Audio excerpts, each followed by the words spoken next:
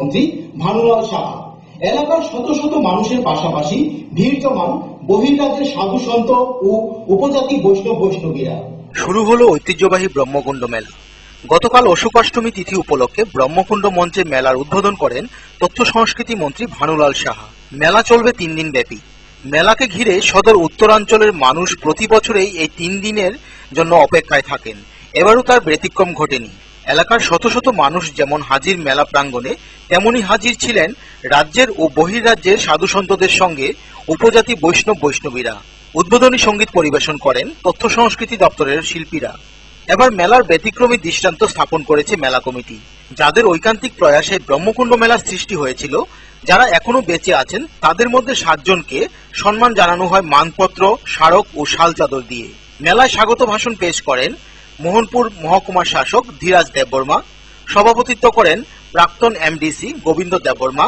ভানুলাল সাহা ছাড়া অন্যান্যদের মধ্যে বক্তব্য পেশ করেন এডিসির কার্যনির্বাহী সদস্য রণবীর দেববর্মা, পশ্চিম ত্রিপুরার জেলা সভাধিপতি সুভাষ দেবনাথ, মোহনপুর পঞ্চায়েত সমিতির চেয়ারম্যান খোকন দেবনাথ, এমডিসি জহর দেববর্মা ও প্রাক্তন বিএসি চেয়ারম্যান রমণী দেববর্মা।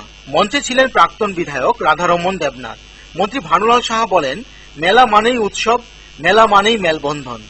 এই মেলা জাতি উপজাতির মানুষের ঐক্যকে সুদৃঢ় করে। ব্যুরো রিপোর্ট, খবর ত্রিপুরা।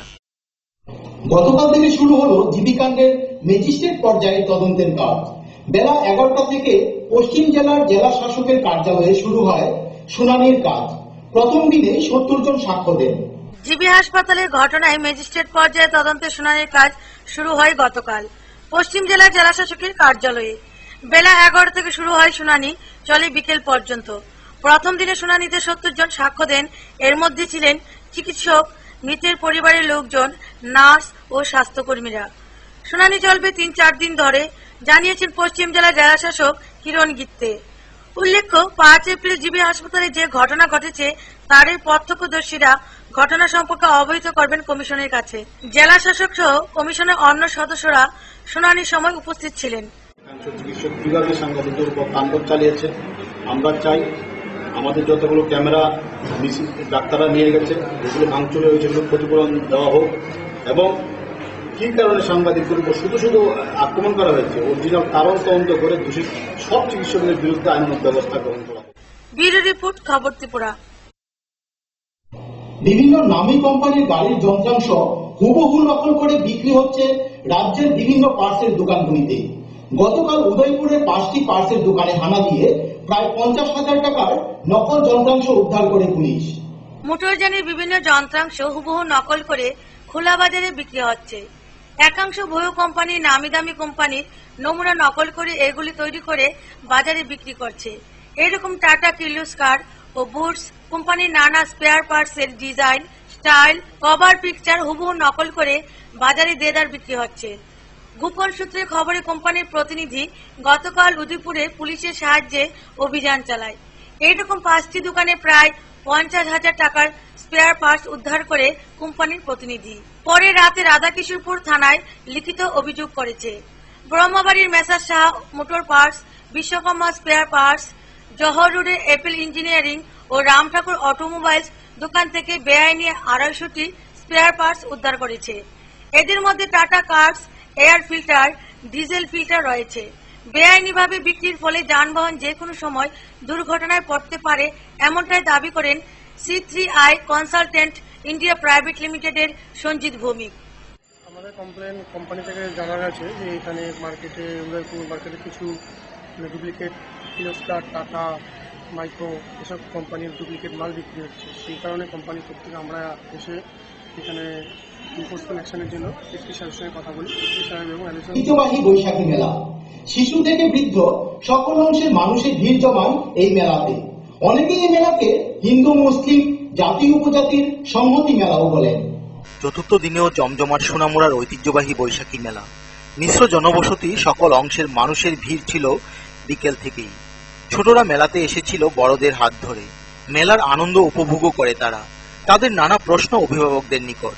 লটারির চাকি কিভাবে ঘুরে, তাদের প্রশ্ন অভিভাবকদের নিকট।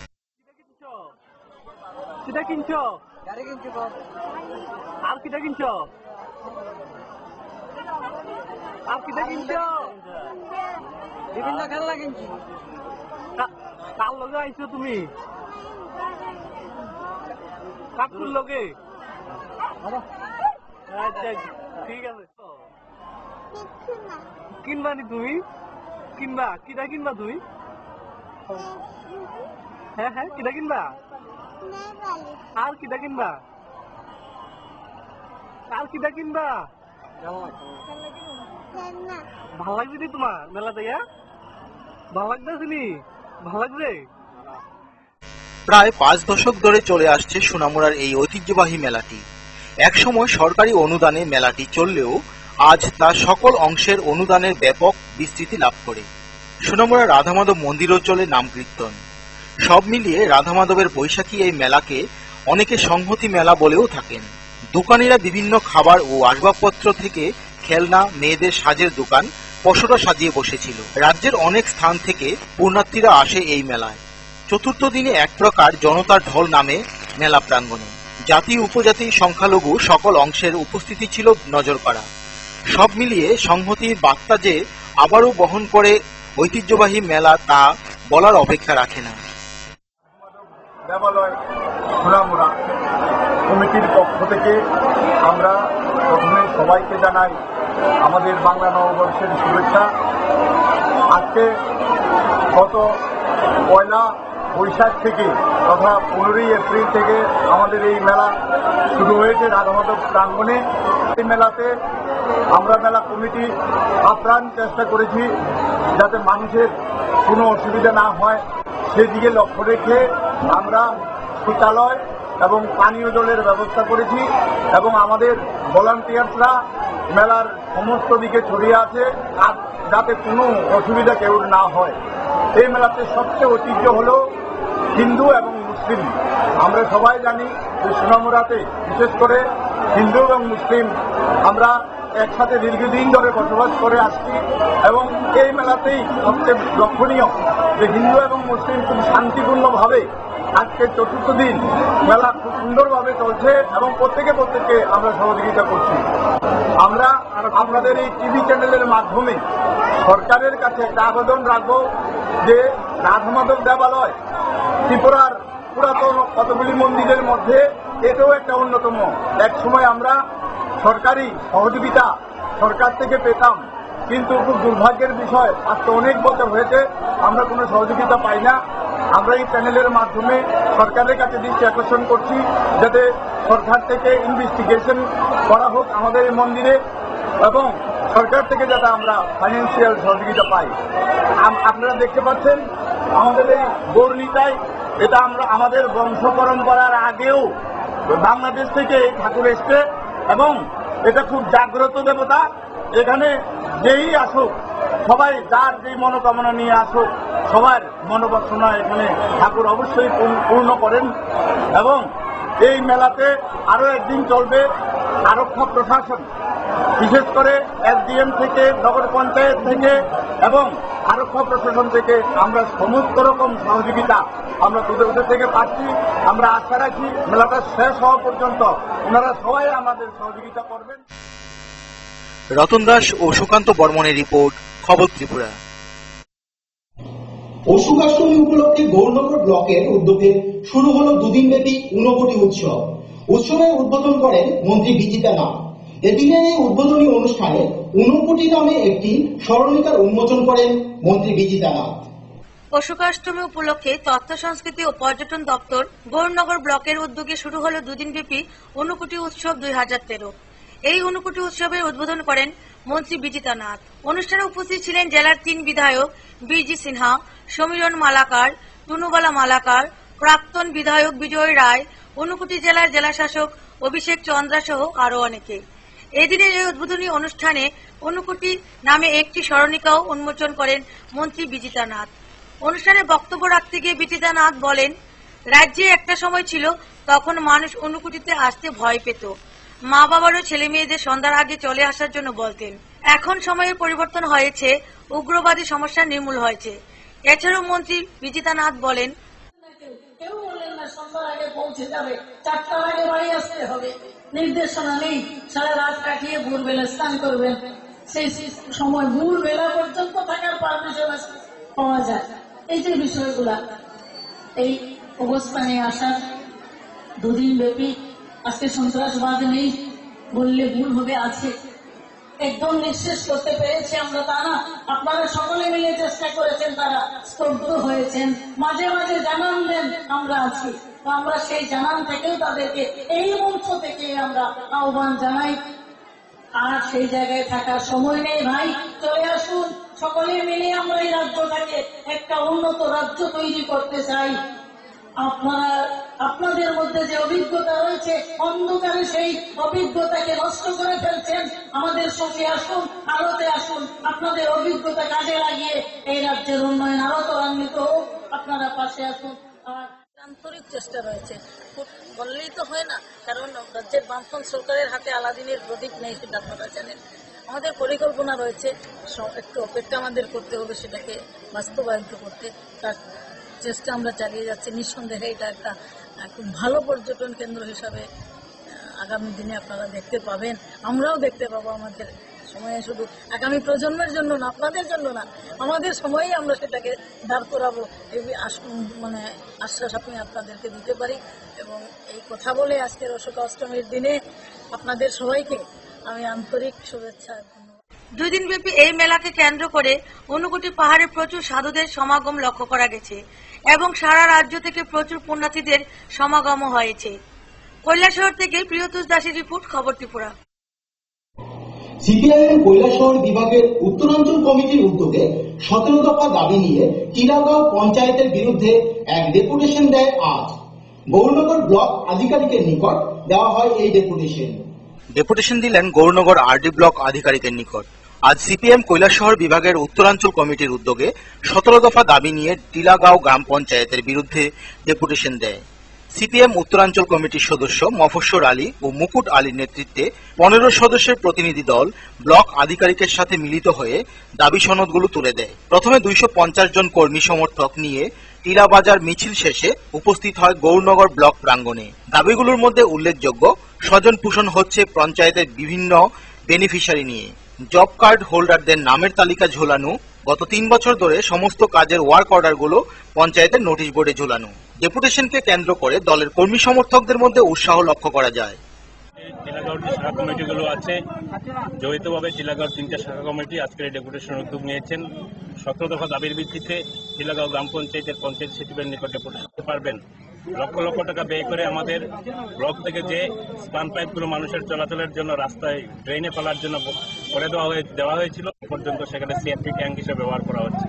আমরা দাবি রাখছি অবিলম্বে এই স্পান পাইপগুলোকে উদ্ধার করে জনস্বার্থে ব্যবহার করবার জন্য।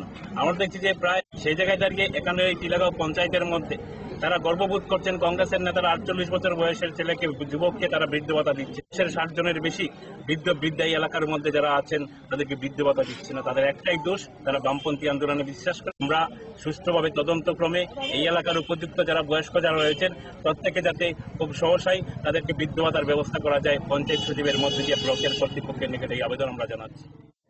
রেগার কাজে জেসিপি ব্যবহার করতেছে, যেটা সম্পূর্ণ বেআইনি। শ্রমিকের কাজ শ্রমিককে দিতে হবে, এটা আমাদের দাবি। এবং এগুলাতে আবার একই কাজে ডুয়েলছে, আবার পঞ্চায়েত ডিপার্টমেন্ট মানে আরডি থেকে এখানে ওয়ার্ক করা হইতেছে। একই পুকুরে 2টা ওয়ার্ক করা হইয়া এখানে আত্মসাৎ হয়েছে টাকা পয়সা। এবং সরকারি স্পান পাইপ 1 লক্ষ টাকার সম্পদ, এই স্পান পাইপ গুলারে আবার বাড়িতে ব্যক্তিগত শৌচাগারে ব্যবহার করা হইতেছে দলীয় কর্মীদের বাড়িতে। এগুলো চলছে। আমরা দেখছি যাদের বয়স, অথচ তাদের বয়স 42, 45, 48, তারা ভাতা পায়। এজগুলা 900 করিয়া আরওয়ারের মাধ্যমে এজগুলা তৈরি করিয়া এগুলা জালিয়াতি করা হয়েছে। এক্ষেত্রে আমাদের দাবি হইতেছে ভোটার লিস্টের ভিত্তিতে এগুলা ইনকোয়ারি করিয়া ভোটার লিস্টের ভিত্তিতে যাদের বয়স হয়েছে তাদেরকে ভাতা দেওয়া হোক। এখানে এই পঞ্চায়েতটা কংগ্রেস পরিচালিত, দীর্ঘ 15 বছর যাবৎ কংগ্রেস পরিচালনা করতেছে। কৈলাসহর থেকে প্রিয়তোষ দাসের রিপোর্ট, খবর ত্রিপুরা। এক দুঃসাহসিক চুরি হলো রাজনগর উচ্চতর মাধ্যমিক বিদ্যালয়ে। 10টি কম্পিউটারের ইউপিএস, 8টি সিলিং ফ্যান সহ বিদ্যালয়ের মিড ডে মিলের রান্নার কিছু সরঞ্জাম চুরি করে নিয়ে যায় চোরের দল। পুলিশ ঘটনার তদন্ত করছে। আবারও দুঃসাহসিক চুরি হলো রাজনগর উচ্চতর মাধ্যমিক বিদ্যালয়ে। এই যাত্রায় চুরির দল 10টি কম্পিউটারের ইউপিএস, 8টি সিলিং ফ্যান, 1টি ডেস্কি, 1টি কড়ই, 1টি ড্রাম বাদক নিয়ে চম্পট দেয় চোরের দল। জানা যায় গতকাল মধ্যরাতে দ্বিতল পাকা বাড়ির খোলা গেট দিয়ে প্রবেশ করে চোরের দল। পরে তালা ভেঙে বিদ্যালয়ে এসব জিনিসপত্র নিয়ে পালিয়ে যায়। চুরি হওয়া মালের বাজার মূল্য প্রায় লক্ষাধিক টাকা ছাড়িয়ে যাবে। পিয়ারবাড়ি থানা পুলিশ ঘটনা তদন্ত করছে। পরে বিদ্যালয়ের ছাত্রদের পক্ষ থানায় ডেপুটেশন দেওয়া হয়। গত বছরও বিদ্যালয়ে চুরির ঘটনা হয়েছিল। 5 বার বিদ্যালয়ে চুরি হয়েছে জানা যায়। বিদ্যালয়ের পক্ষে নৈশকালীন প্রহরাও দাবি উঠেছে। তো প্রায় সময় শুরু হয়, এই অবধি 4-5 বার শুরু হয়েছে। আগেও বিভিন্ন মোটর 3টা, এরপরে পিওএল 4টার মতো চুরি নিছে। তো গতকালকে রাত্রেও এরকম তারা কম্পিউটার রুমে ঢুকছে। কম্পিউটার রুম থেকে 10টার মতো ব্যাটারি কম্বাইনার নিছে, প্রায় লাখখানিক টাকা হইব। স্কুল ড্রাম সেট এবং লোহার কড়াই, বড় কড়াই এগুলি নিছে তারা। এখন স্কুলের তরফ থেকে আর যদি ইয়া করা না যায়, বা গ্রামের যে স্কুলে আছে বিভিন্ন জনপ্রতিনিধিরা যদি এই উদ্যোগ না নেন, তাহলে তো ব্যাটারি কনভেনার 10টা, এরপর সিলিং ফ্যান 8টা, এরপরে নিচে বড় কড়াই একটা, বালতি সিলভারের বালতি একটা, 2টা, এরপরে পাওয়ার লিফটিং সেটের কিছু আইটেম তারা নিয়ে গেছে স্কুল থেকে। ব্যুরো রিপোর্ট, খবর ত্রিপুরা। উত্তর মহেশপুর সামাজিক সংঘের উদ্যোগে স্থানীয় এসবি স্কুল মাঠে অনুষ্ঠিত হওয়া প্রয়াত যুগেশ সেন স্মৃতি ক্রিকেট টুর্নামেন্টের সমাপ্তি হল গতকাল। মোট 12টি দল অংশ নেয় এই টুর্নামেন্টের চ্যাম্পিয়ন হয় তরুণ সংঘ। উত্তর মহেশপুর সামাজিক সংঘের উদ্যোগে স্থানীয় এসবি স্কুল মাঠে অনুষ্ঠিত হয় প্রয়াত যুগেশ সেন স্মৃতি ক্রিকেট টুর্নামেন্ট। গত 24 মার্চ থেকে এলাকার 12টি দলের মধ্যে